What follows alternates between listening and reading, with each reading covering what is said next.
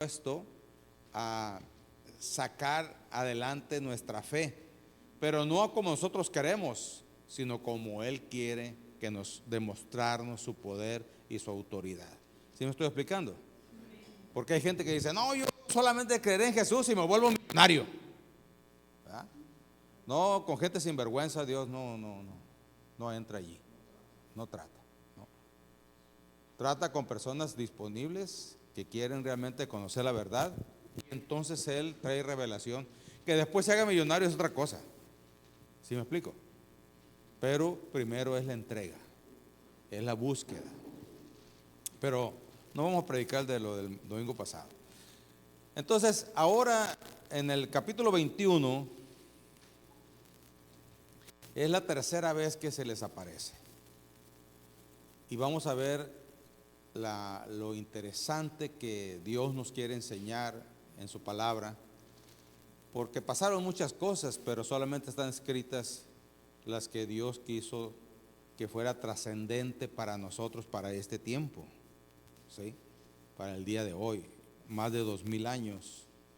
Hoy tenemos un relato donde Jesús se les aparece por tercera vez a sus discípulos y hay un trato especial para ellos. Hay dos acontecimientos muy importantes, ¿verdad? Número uno, en la pesca milagrosa, y número dos, cuando a Pedro le dice, apacienta mis ovejas. Pero no vamos a tocar ese tema, que es muy largo, muy grande. Igual que el primero, voy a tratar de hacerlo lo más corto posible, ¿verdad? Pero lo más entendible posible. Así que vamos a leer en el capítulo 21 de Juan. Quiero decirles que este relato solamente Juan lo menciona, ¿sí? Mateo, Marcos y Lucas no lo mencionan, solamente Juan. Recordemos que lo que escribió Mateo, lo que escribió Marcos, lo que escribió Lucas y lo que escribió Juan se complementan en una sola historia, ¿ok? De diferentes perspectivas y puntos de vista que Dios quiso, dirigido por el Espíritu Santo, transmitirnos para el día de hoy, porque Dios quiere tratar con todas las personas, no solamente con unas como antes se pensaba. Solamente los judíos eran el pueblo de Dios, eran los únicos que tenían salvación, eran los únicos que tenían el favor de Dios, ¿sí? Pero a partir de la muerte de Cristo, a partir de ahí se abrió a toda la humanidad. Entonces Dios quiere llegar a todos los corazones. Así que busquen su Biblia. Si no trae Biblia y trae celular, pues busque el celular, ¿verdad? Luego lo guarda, porque luego nos llama la atención el Facebook, ¿verdad? Y dice que estamos leyendo la Biblia, pero no, estamos en otro lado, ¿no? Verso 1 dice, del capítulo 21 de Juan: después de esto Jesús se manifestó otra vez a sus discípulos, junto, ¿dónde? El mar de Tiberias. Recordemos, las dos primeras veces se les manifestó en una casa donde ellos estaban recluidos, temerosos, pero ahora ya no están temerosos, ya están fuera. Estaban juntos Simón Pedro, Tomás, llamado el Dídimo, Natanael, el de Caná de Galilea, los hijos de Zebedeo y otros dos de sus discípulos. O sea, en total eran 7. ¿Ok? No eran los 12, eran 7. Ellos le dijeron, a ver, déjame, ya me perdí en el número aquí. Hijo de discípulos. Simón Pedro, gracias hermano, les dijo, voy a pescar. Ellos le dijeron, pues vamos, nosotros también contigo. Fueron y entraron en una barca, y aquella noche, ¿qué dice? No pescaron nada. Cuando leí yo esto, me acordé una vez que con mi pastor Pedrito Hernández, a él le gustaba ir mucho a la de pesca, ¿verdad? Y siempre nos invitaba, y ahí nos colábamos algunos. Y un día nos invitó a pescar, Y, y de ahí de Mochis, pues Topolobampo está a 15 minutos, o sea, está de un brinco, ¿verdad? Así que nos fuimos a Topolobampo y me llamó la atención y recuerdo bien ese día, porque al llegar al puerto dijo, yo no vengo ni con ejército ni con espada, dijo, sino con el nombre del Espíritu de Dios, ¿no? Y nosotros pues nos sorprendió porque nunca habíamos pensado lo que alguien dijera algo así, ¿verdad? Sin embargo, lo tomamos como algo normal y empezamos a pescar, ¿verdad? Pero ¿qué cree? No agarramos nada, nada, ¿verdad? Tuvimos que ir a comprar al mercado para llegar a la casa con algo, porque, ¿eh? ¿Con el qué? Anzuelo de plata, sí, con anzuelo de dinero. Y nos regresamos riéndonos, ¿verdad? Y no cabe duda que Dios prueba todo en cada circunstancia, hermanos, porque ahí fue probado nuestro carácter. A lo mejor alguien del mundo viniera frustrado, agüitado, ¿qué más? Renegando, tristes, decepcionados, pensando en el dinero que se había gastado en ir y venir y estar allá y el lonche que llevamos, ¿verdad? Y no agarramos nada. Como dicen para allá para Sinaloa, digo para allá para Mochis, ni huicos, ¿verdad? Y así les pasó a estos. A Pedro, o mejor dicho, a esos 7 discípulos, no agarraron nada. ¿Cuántas veces has fallado tú, hermano, o has tenido ilusión, verdad? Ilusión de a lo mejor encontrar un trabajo, ilusión a lo mejor de ganar algún dinero, ilusión a lo mejor de que te vaya bien, ¿sí? Y no sé si a usted le pasa, pero hay veces que a mí sí me pasa, ¿verdad? Quiero quedar bien con mi esposa y quedo mal, ¿verdad? ¿Sí? Es común. Ah, bueno, ya trae paz a mi corazón, ¿verdad? Y no, y aguantamos, ¿verdad? Hermanos, el asunto está que en todo lo que nosotros hacemos es probado nuestro carácter. ¿Cómo reaccionas tú cuando te ves en una situación de ese tipo? ¿Verdad? Con desesperación, con enojo, con odio, con frustración, con ganas de destruir y acabar a todos los que están a tu lado, ¿o cómo? ¿Te das cuenta que Dios está incluido en todo? ¿Sí? Y que nosotros tenemos que aprender a guardar nuestra forma, nuestra mentalidad, como vimos el miércoles, pero nuestro carácter es importante. ¿Qué tipo de carácter estás formando? ¿Verdad? Aquí estos amigos venían frustrados y les dicen, voy a pescar. Y sus discípulos pues se incluyeron. Pero dice, aquella noche no pescaron nada. Cuando ya iba amaneciendo, se presentó Jesús en la playa, mas los discípulos no sabían que era Jesús. Una vida transformada, hermanos, no es igual a la vida común y corriente. Por eso es importante que tú observes esto, porque tu vida no es igual. Tu vida, la vida en Cristo te transforma, te cambia, te vuelve una nueva criatura, alguien diferente, que las gentes y personas que te conocían antes ya no te conocen. Oye, ¿tú no hacías esto? ¿A poco eres tú? Y ya cuando no hayan más, te dicen a uno, es que te lavaron el cerebro ahí, ¿verdad? Pero no solamente el cerebro nos lavaron el corazón y todo. ¿Me explico?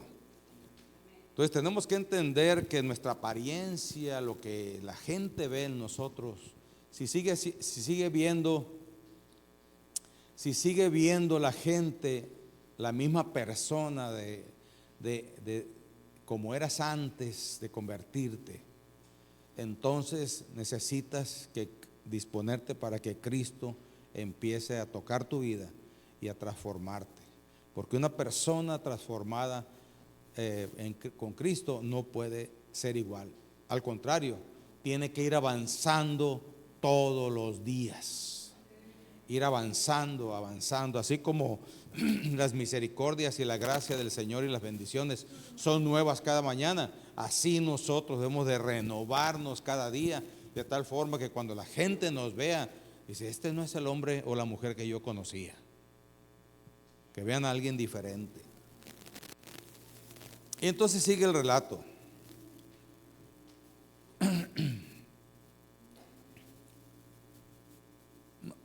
Y les dijo, hijitos, ¿tenéis algo de comer? Le respondieron, no. Él les dijo, echad la red a la derecha de la barca y hallaréis. Entonces la echaron y ya no la podían sacar por la gran cantidad de peces. Entonces aquel discípulo que Jesús amaba, ¿quién era? Juan. Fíjense qué interesante que Juan guarda su nombre, no lo menciona. Tanto lo guarda que dice, y 2 discípulos más. ¿Sí? Como que el Espíritu Santo le está diciendo que la personalidad de Pedro debería tomar el personaje número 1 en este relato. Porque Pedro es el que está haciendo el que realza más este asunto. Y en la segunda parte que decía yo de cuando le dijo Jesús, Pedro, apacienta mis ovejas, ahí otra vez vuelve a aparecer. Y al final Juan aclara, y no dice su nombre, dice el que recogió su cabeza en su pecho, a quien Jesús amaba. ¿Sí? Este es el que escribió estas palabras. Increíblemente cómo él guarda su nombre para expresar la relación entre Cristo y él y lo que Dios quería mencionar y manifestar en este relato tan interesante. Entonces, aquel discípulo a quien Jesús amaba dijo a Pedro, es el Señor. Simón Pedro, cuando oyó que era el Señor, se ciñó la ropa porque se había despojado de ella y se echó al mar. Y los otros discípulos vinieron con la barca arrastrando la red de peces, pues no distaban de tierra sino como 200 codos. Al descender a tierra vieron brasas puestas y un pez encima de ella y pan. Y Jesús le dijo, traer de los peces que acabáis de pescar. Subió Pedro, porque Pedro ya se había venido, ¿verdad? Subió Pedro a Simón Pedro y sacó la red a la tierra llena de grandes peces. ¿Cuántos eran? Oiga, los contaron, sabían contar, ¿verdad? Qué interesante, 153 peces, ¿verdad? Hay algunos relatos que hablan acerca de esto, o algunos estudiosos de la Biblia, y dicen que hay mucho significado en estos 153, pero no podemos tomar mucho tiempo porque queremos tomar la otra parte. Solamente quiero decirles que los 153 peces habla de la veracidad de una historia, ¿sí?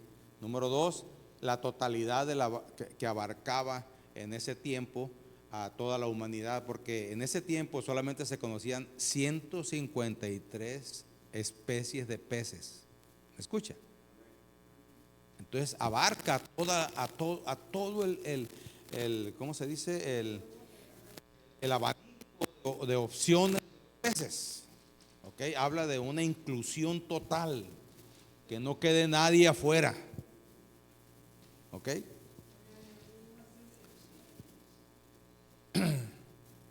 Pero ahí le vamos a dejar.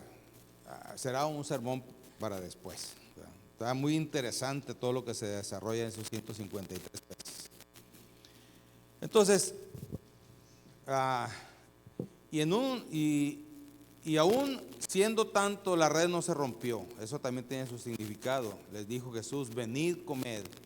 Y ninguno de los discípulos se atrevía a preguntarle: ¿tú quién eres? Sabiendo que era el Señor.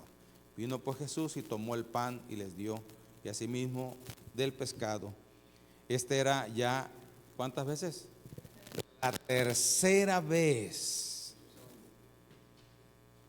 que Jesús se manifestaba a sus discípulos después de haber resucitado de los muertos. Mire cómo lo aclara tan preciso para que no haya duda. Esta fue la tercera vez. Este relato bíblico, hermanos, nos habla de unos principios muy importantes. Nos trata de enseñar cosas muy importantes y que nosotros tenemos que estar abiertos a esa enseñanza, porque tiene que ver con nosotros, tiene que ver con nuestra vida cotidiana, tiene que ver con lo que hacemos o dejamos de hacer, y es necesario que lo apliquemos a nosotros para que podamos caminar dentro de lo que Dios ha establecido. Lo primero que tenemos que entender de este relato es que necesitamos ser dependientes de Cristo. Cuando Pedro y los demás discípulos se van a pescar, van en sus capacidades, van en sus ideas, van en sus costumbres, van en sus tradiciones. Pedro era pescador, ¿verdad? Nosotros no éramos pescadores, nosotros íbamos a ver qué cura agarrábamos allá cuando íbamos con el hermano Pedro, ¿sí? Pero Pedro era pescador, ¿sí? Con nuestro hermano Pedro Hernández, ¿no? Íbamos a agarrar cura y nos pasábamos toda la noche riéndonos y todo eso. Pero Pedro era pescador. Estamos hablando de personas que tienen experiencia, estamos hablando de personas que saben lo que hacen. Estamos hablando de personas que entienden la cuestión de la pesca. Pero ¿qué creen? Las cosas naturales no fueron suficientes. Pero cuando Jesús les dijo: tírenlo a la derecha, y ellos obedecieron, porque Dios nos dice muchas cosas a nosotros, pero no obedecemos.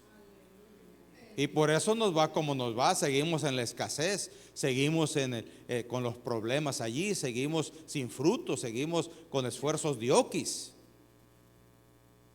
Entonces tenemos que aprender que nosotros, hijos de Dios, tenemos una dependencia de Cristo y de su palabra.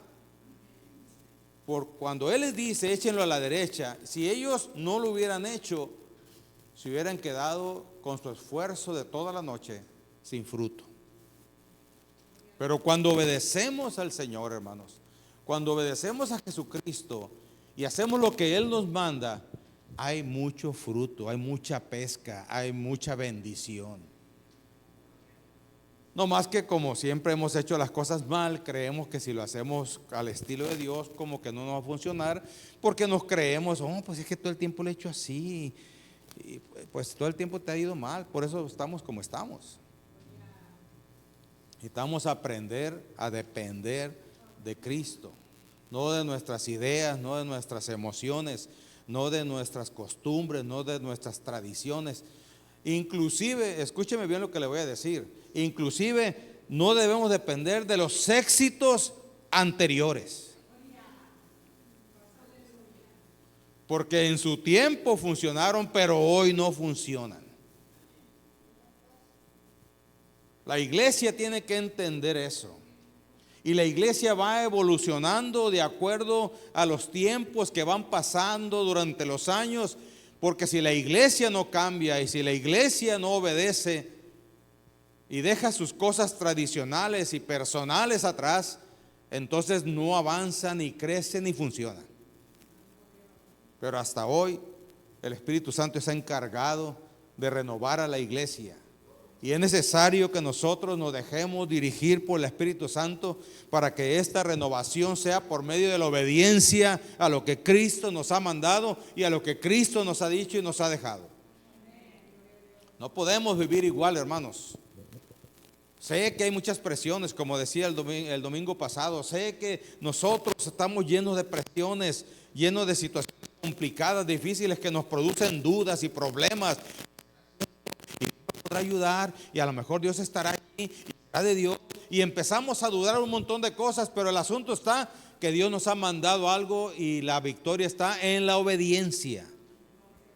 No está en tu criterio, ni en inclusive. Le voy a contar un poquito de mi ministerio. Yo he estado en cuántas iglesias, 1, 2, 3, 4, esta es la quinta. 5 iglesias, todas diferentes, todas diferentes. Y he comprobado que, no lo voy a decir mejor. Y he visto cómo Dios actúa y cuando la iglesia se renueva, cómo Dios la bendice y cómo Dios le multiplica y cómo Dios se mueve y se establece. Pero necesitamos pasar de lo terrenal a lo espiritual.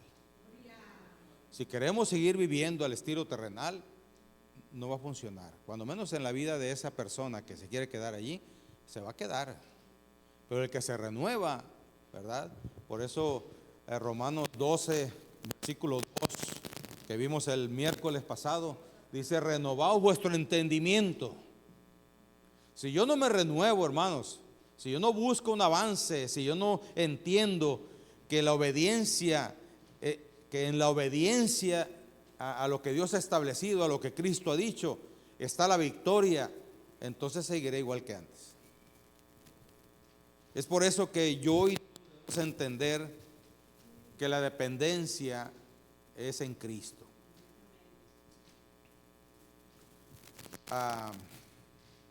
Estando aquí, ha sido estos son 6, porque nos tocó ayudar en la Colonia México, antes de ser ya aceptado. No, ahorita voy. Me perdí. Ok. Entonces, ahí fue un servicio, hablaron conmigo, esa iglesia había quedado sin pastor. Me dijeron: pastor, me dijeron: hermano, vamos a mandar un pastor allí, pero no hay nadie aquí en la tienda, ¿nos puedes ayudar?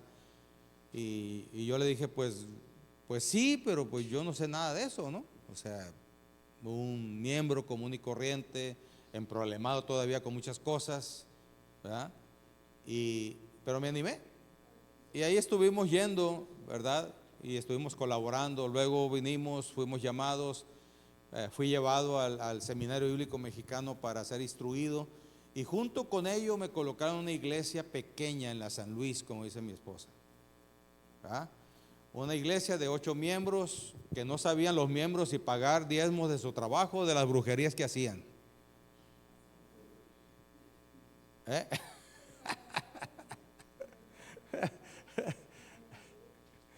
Tuvimos que orar por algunos porque nos llamaron: pastor, venga a ayudarnos, porque cada vez que nos ponemos a cocinar, ¿verdad?, salen alacranes de la cazuela y empiezan a caminar para donde. Oiga, eso no es tan sencillo, ¿no? Y tuvimos que orar, tuvimos que reprender y todo lo que teníamos que hacer como pastores. Ahí Dios fue un curso intensivo, terrible, tremendo, ¿verdad? Pero que Dios nos sacó adelante, ¿sí? Hicimos una campaña donde Dios se manifestó tremendamente. Creo que ya platiqué sobre esto con ustedes. Y vivimos también cómo es que la gente del mundo responde al llamado de Dios y cómo no, ¿verdad? Hubo muchos que aceptaron a Cristo, hubo muchos sanos, milagros, prodigios sobrenaturales, ¿verdad? Y los más grandes no respondieron. Los más grandes de los milagros sobrenaturales. Y ahí entendí que no es el milagro, es el corazón. Y a veces creemos que sucede un milagro porque creemos que con ese milagro se va a convertir la persona. No, el milagro sirve para que la persona entienda que Dios es real y verdadero, ¿sí? Pero no convierte a la persona. ¿Me explico? Porque mucha gente nomás viene para que Dios le dé, pero no para que Dios le ayude. ¿Me explico? Entonces, en ese momento tan especial, Dios movió algunas cosas. Nosotros íbamos a Nogales, pero nos mandaron a Obregón, a la iglesia en el territorio que nosotros somos, la ladrillera, que a algunos le decían la grillera. ¿Se imaginan cómo eran?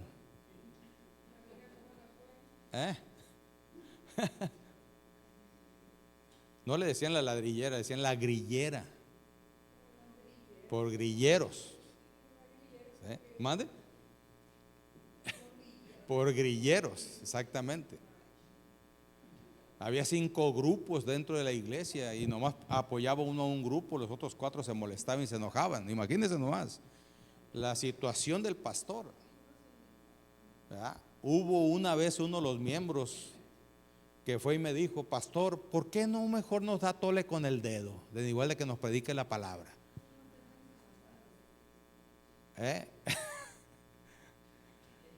Pero hasta ahí le dejamos.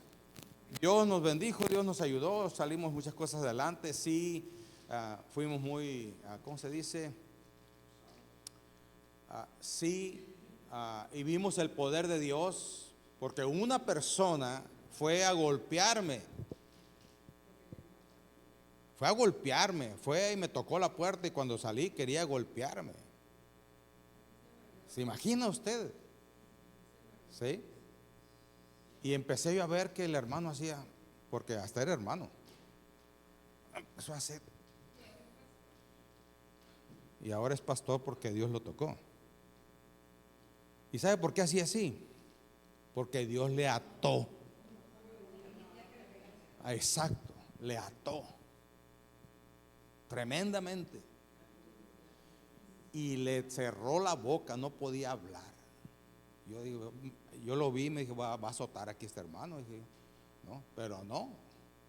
Después me platicó, ¿sí? Y otro hermano de ahí mismo, que ahí se convirtió en la iglesia, acompañaba a su esposa que era convertida y él no, ¿verdad? Y se acercó conmigo y me dijo: pastor, ahora que me convertí entiendo eso, pero antes yo le quería pegar. Y eso yo me asusté, ¿no? ¿Y eso por qué, hermano? ¿Ya? Porque yo pensaba que mi esposa o alguien de aquí iba y le mitoteaba todo, porque todo lo que decía el domingo era por mí. ¿Ya? Se parece a uno que yo conozco. Esas historias son normales dentro de la iglesia, hermanos, ¿sí? Después Dios nos llevó a una iglesia también muy joven, una iglesia pequeña. No sé cuántos miembros eran, creo que eran 12. ¿Sí? Yo fui llamado a servir en la administración del territorio y yo le dije: pues es que yo soy pastor, yo no. Si Dios me quisiera de contador, pues me hubiera dejado allá donde yo vivía, ¿no? Yo soy pastor, si quieres que te ayude está bien, pero dame una iglesia, o sea, quiero ser pastor, ¿sí? A lo mejor no puedo pastorear la iglesia que tenía porque es grande, pero déjame ser pastor. Entonces me dieron una iglesia pequeña, ¿verdad? Y ahí Dios nos empezó a bendecir. Dice mi esposa que dejé mi corazón. Y sí, yo creo que sí. Duré un año después de que me cambiaron de ahí. Duré un año, hermanos, agarrando camino para allá. Yo vivía para otro lado, ya estaba en otra iglesia por otro lado, y duré un año yéndome. ¿Y por qué vengo para acá? Y me regresaba. Un año, ¿usted cree? Pero fue una manifestación de Dios tremenda, sí, tremenda. Donde vimos la gloria de Dios, veíamos los milagros todos los días, ¿verdad? Mande. Brujos y endemoniados allí. Había pandillas, jefes de pandillas ahí cerca. Era una circunstancia tremenda, pero Dios se manifestó. Cuando llegamos en esa iglesia, era un templecito de 4 por 5 por 6, creo. Y y el hermano más rico de ahí era el que llevaba la bicicleta. Una bicicleta llevaba. Todos eran jornaleros, todos eran, ¿verdad? Y Dios nos empezó a ayudar, a bendecir, de tal forma que hasta no sé cómo supieron un hermano o esas personas, no sé cómo supieron que en esa iglesia estaban pasando milagros. Y llevaron a esa persona, lo llevaron todo engarruñado, creo que ya lo platiqué con ustedes. Todo engarruñado, el hermano Avena. ¿Sí? Y fueron y lo abandonaron ahí en la última banca, porque en ese tiempo ya sacábamos las bancas para afuera porque no cabíamos en el templecito. Y entonces sacábamos en el patio del templo, sacábamos las bancas y ahí hacíamos los servicios y los cultos. Y llegaron y lo abandonaron allí, ¿verdad? Pero en el momento de la alabanza, no nos dimos cuenta nosotros cómo es que empezó a estirar los pies, porque yo así todo engarruñado, hecho bola, y de repente yo lo veo danzando al Señor, glorificando al Señor. ¿Me explico? Entonces, hermanos,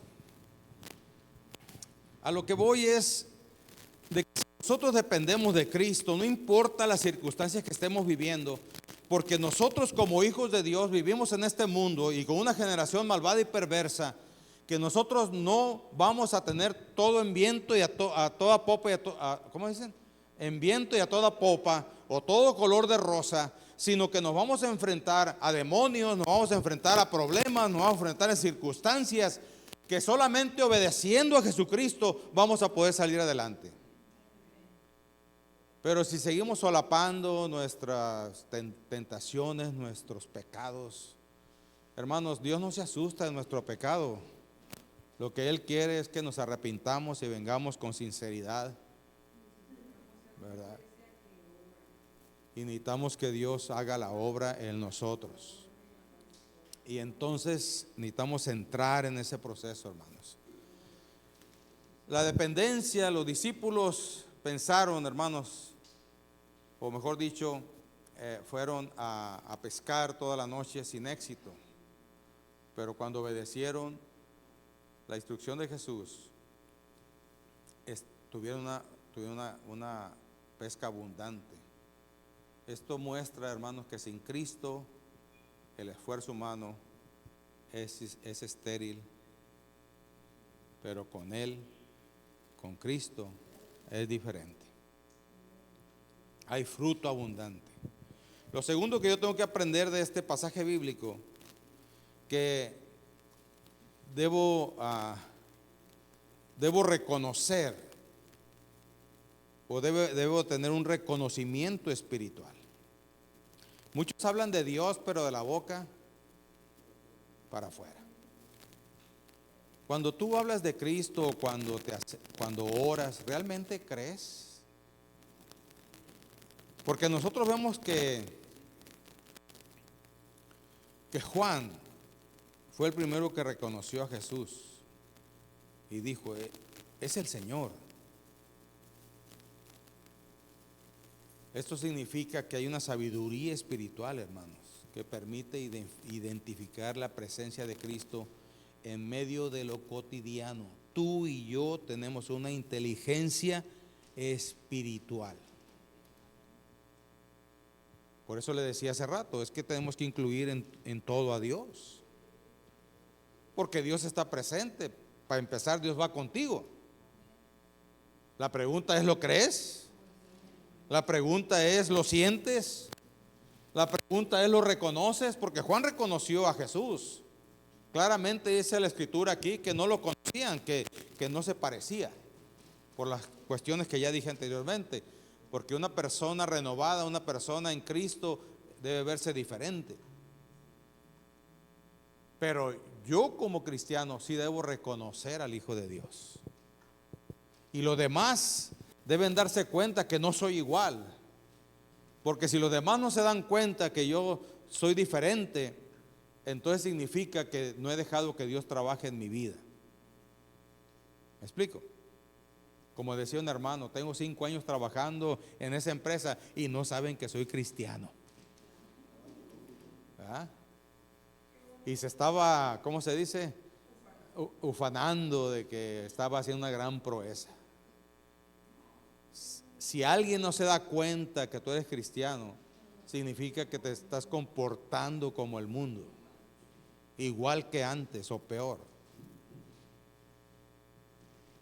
Significa que la gente tiene que ver, hermano, la diferencia. Así que tiene que haber un reconocimiento espiritual. Es lo segundo que este pasaje bíblico nos enseña a nosotros. Pero si nos ven con las mismas mañas,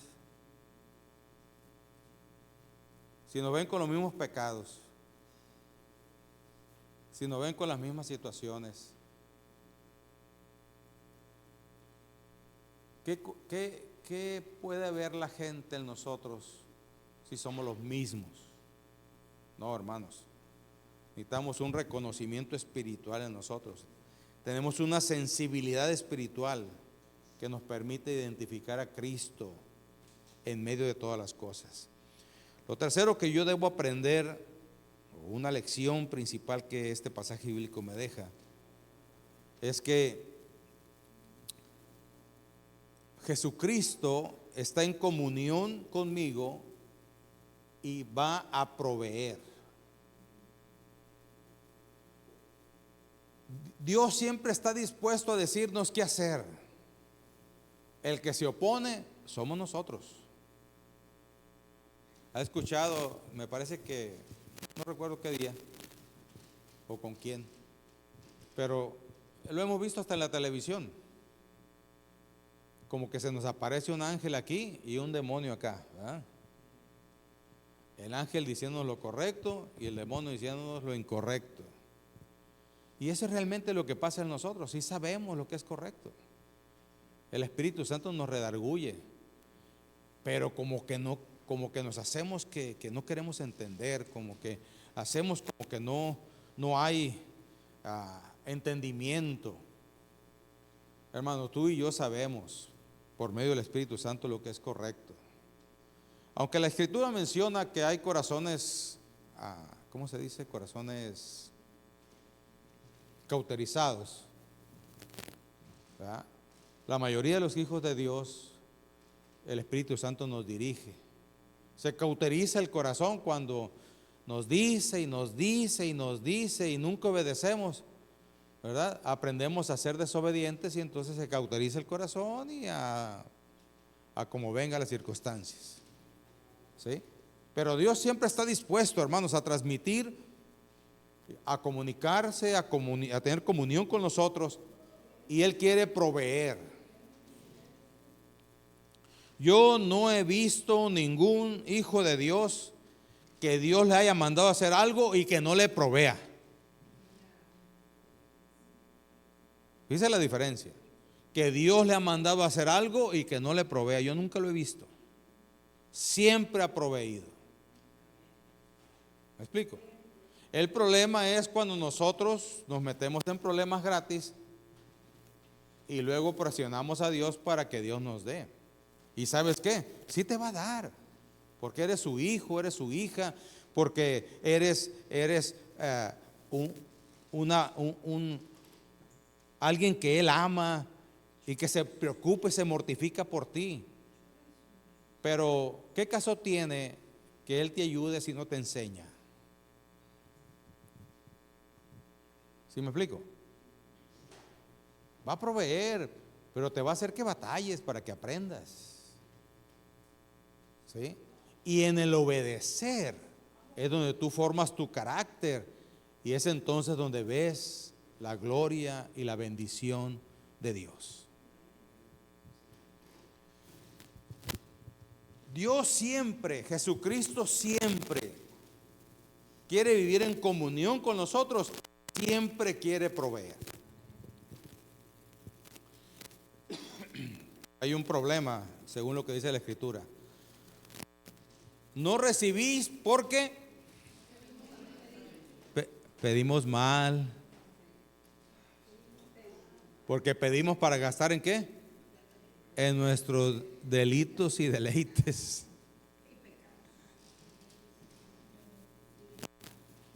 Cuando Dios no te provee, necesitas analizar tu vida, hermano, hermana. Necesitas ver qué es lo que está pasando en tu vida. ¿Cuál es la intención de lo que tú estás esperando de parte de Dios?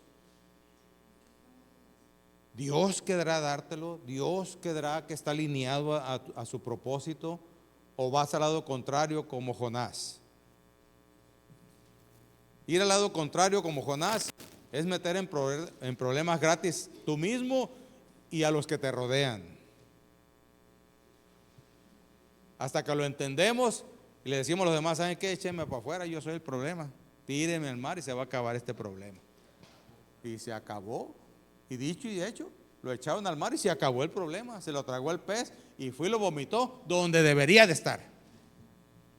A veces somos así, hermanos, andamos contrarios a lo que Dios quiere que nosotros estemos o vayamos o hagamos. Y aún en todo eso Dios provee, porque Dios le proveyó a Jonás, a pesar de que se rebeló, a pesar de que de todo lo que él hizo, ¿verdad? Le proveyó el vehículo que él necesitaba para ir y ponerlo donde debería de estar.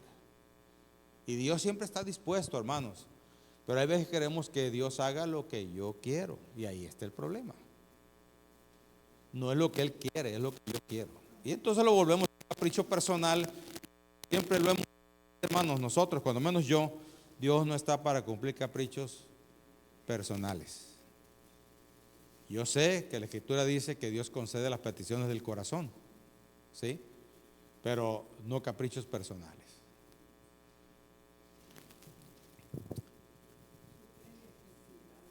Suple necesidades, pero aparte de necesidades nos conduce a su voluntad y a su propósito.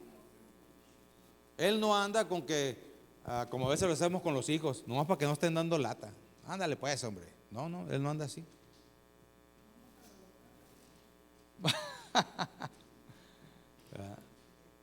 Hay que traer botana, abuelo, me dice una de mis nietas, ¿verdad? Que me sacan el ojo de la cara. Y no es por conceder solamente, hermanos, sino que siempre Dios nos quiere llevar al propósito y nos quiere llevar también a la comunión y va a proveer. Vuelvo a repetir, yo no he visto ningún hijo de Dios que Dios le haya mandado algo y no le provea.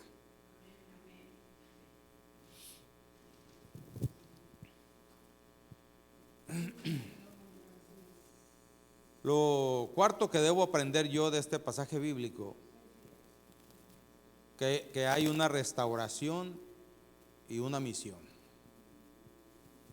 Porque Pedro fue restaurado. Lógicamente esto ocurre en los versículos siguientes, ¿verdad? De este pasaje bíblico que hemos leído. Pero ese desayuno que estaban teniendo, porque era un desayuno, era en la madrugada, era en la mañana, ¿sí? Comer pescado en la mañana. ¿A quién le gusta el pescado en la mañana? Todos queremos huevitos, ¿verdad?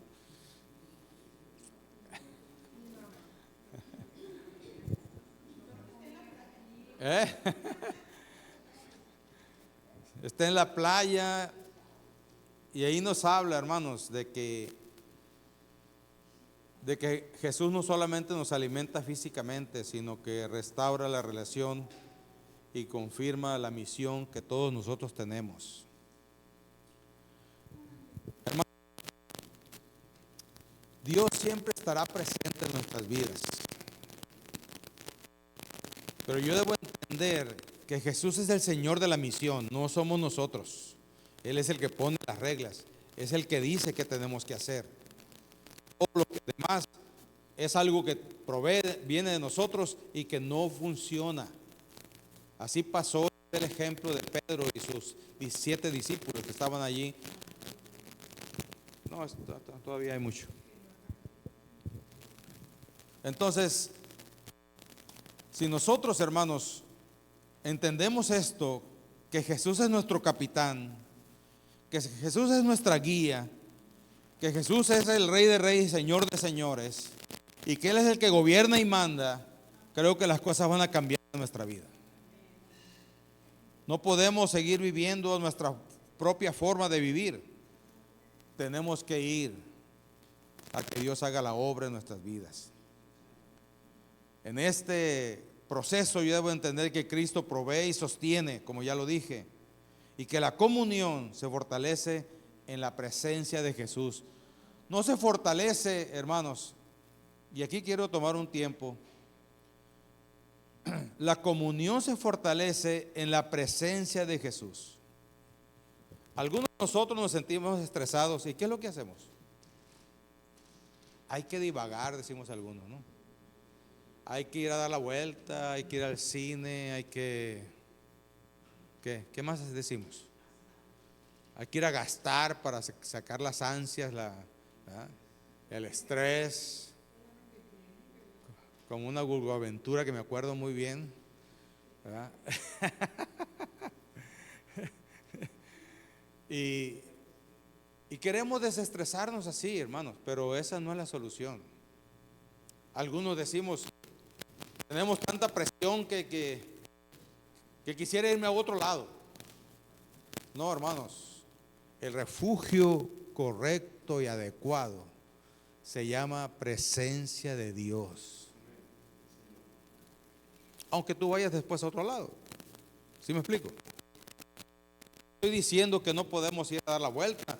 No estoy diciendo que no podemos ir a gastar algo. No. Si tienes, te felicito, qué bueno. ¿Sí? Pero lo más importante de esto es que tú restablezcas tu condición emocional, psicológica y espiritual en la presencia de Dios. Eso es lo más importante. Porque antes de que llegara Jesús a la barca, o ahí donde estaban ellos, porque Jesús no fue a la barca, ahí donde estaban ellos, y ya imagino qué bozarrón tenía Jesús porque estaban en la mar, y Jesús les gritó: hijitos míos, ¿tienen algo de comer? Yo no sé si usted ha estado a la orilla de la playa, las olas y todo eso, ¿ah? Pero así les dijo. Y cuando llegó Jesús y les dijo: hey, es a la derecha, déjense de cosas, es a la derecha. ¿Sí? Cuando llega Jesús hay orden, hermanos. Cuando llega Jesús hay provisión. Cuando llega Jesús a nuestras vidas, o lo permitimos que llegue, hay comunión. Cuando permitimos que Dios esté presente en ese momento, hay fruto. Aprendemos a depender de Él, no depender de las circunstancias o del dinero que tengamos o de las euforias que antes teníamos. No, hermanos, necesitamos entender que Dios quiere estar presente en todo momento. Y este pasaje bíblico nos enseña que cuando Él llega a un lugar, las cosas cambian.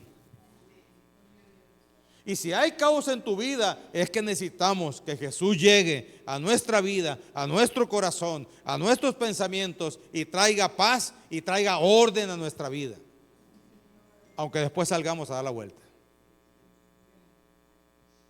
Amén.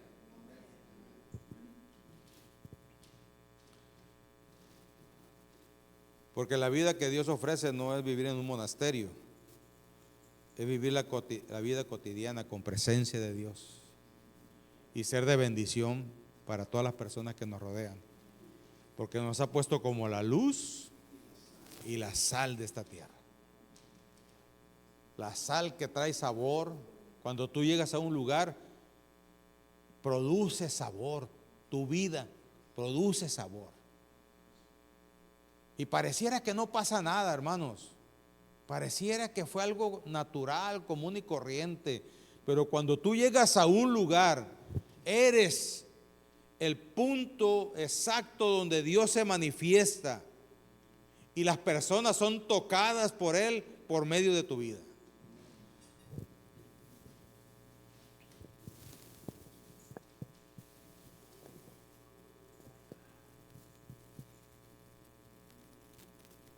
La vida cotidiana, hermanos, se convierte en espacios de revelación. Jesús se manifiesta en lo ordinario, en la pesca, en el desayuno, enseñando que lo espiritual no está separado de lo práctico. Todo esto, hermanos, nos lleva a nosotros a entender que hay una misión que cumplir, que no estamos a la deriva, pero que yo debo permitir que Cristo me gobierne en mi vida cristiana, porque la vida cristiana depende de la obediencia a Cristo, y debo entender que Él va a proveer abundantemente y que la comunión con Él fortalece y restaura nuestras vidas, y escuche bien, trasciende a nuestras familias, porque de acuerdo a cómo Dios trabaja en tu corazón, es de acuerdo a cómo tú vas a dar a los demás. De la abundancia del corazón, de lo que hay adentro, sale afuera. Si tú permites, aunque tengas una serie de problemas graves en tu casa, ¿sí? Porque cuando todo está color de rosa, como que no importa mucho, ¿verdad? Lo disfrutamos y jajaja, jijiji, ¿verdad? Y andamos contentitos y contentitas aquí y allá, ¿verdad? Pero cuando vienen los problemas es cuando, ay, Dios mío de mi vida. Como algunos decimos, ya no siento lo duro, sino lo tupido, ¿sí? Y es allí, hermanos, donde yo debo permitir que Él venga a fortalecerme y a restaurar mi vida. Y cuando restaura mi vida, entonces yo puedo ser una persona diferente para los que me rodean, aunque los que me rodean sean un problema. ¿Sí me explico? Porque no se trata de pleito, se trata de ser de bendición, se trata de ayudar a los demás a que salgan del hoyo en que se encuentran. Tú eres la luz, tú eres la sal, tú eres lo que Dios ha mandado a tu casa, a tu trabajo y donde quiera que te desenvuelvas. Dios te ha mandado allí para que tú alumbres y des sabor a ese lugar y que la demás gente entienda que tú y yo pertenecemos al Rey de Reyes y Señor de Señores, y que ahora Él está transformando nuestra vida y que somos diferentes. No somos perfectos, somos diferentes. No se confunda, ¿no? Somos diferentes.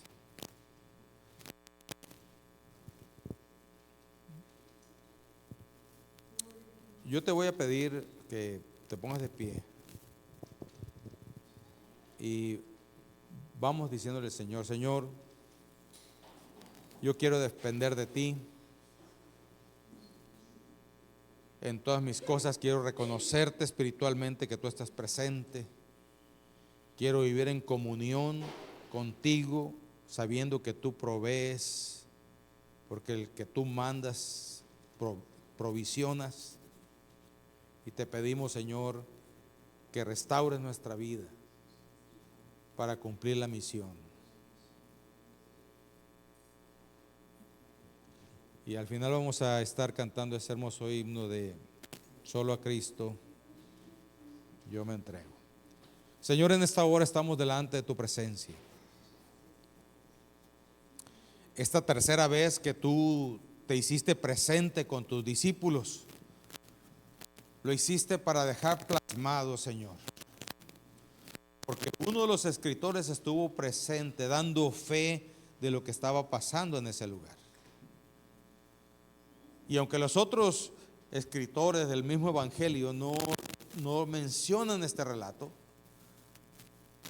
el discípulo amado estuvo presente, fue testigo de lo que vio, y por eso lo escribió.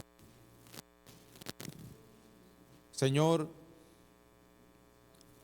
gracias por enseñarnos por medio de este relato que debo entender por fin mi dependencia en ti. Depender de ti no es debilidad. Depender de ti, Señor, no es que sea un inepto. Depender de ti, Señor, no es que no sirva para nada. Depender de ti, Señor, es ponerte en primer lugar y entender que mis capacidades y todo lo que nosotros somos, Señor, se optimizan cuando nosotros dependemos de ti, Señor. Porque si Pedro no hubiera sabido pescar y ser obediente, no hubiera habido ese milagro tan poderoso. Y es lo que tú quieres, Señor, que pongamos nuestras capacidades en ti para que nosotros aprendamos a obedecer en la vida cotidiana y vamos a ver milagros alrededor nuestro. Señor, ayúdanos. Somos medios testarudos. Ayúdanos, Señor. Vamos al pasado, costumbres, aferramos todas aquellas cosas que no debemos seguir haciendo, Señor. Perdónanos. Y permite que en este perdón yo pueda tener más comunión contigo y podamos tener esa comunión que se necesita, Dios, para que podamos entender la provisión, de dónde vendrá la provisión, de dónde se manifestará, de dónde surgirá la provisión. No podemos, Señor, seguir haciendo las cosas al estilo antiguo de nuestra mala forma de vivir. Tiene que haber restauración en nuestra vida, porque tienes una misión definida para nosotros, Señor. Así es que en el nombre de Jesús, Padre, nos ponemos en tus manos y sobre todas las cosas reconocemos que dependemos de ti.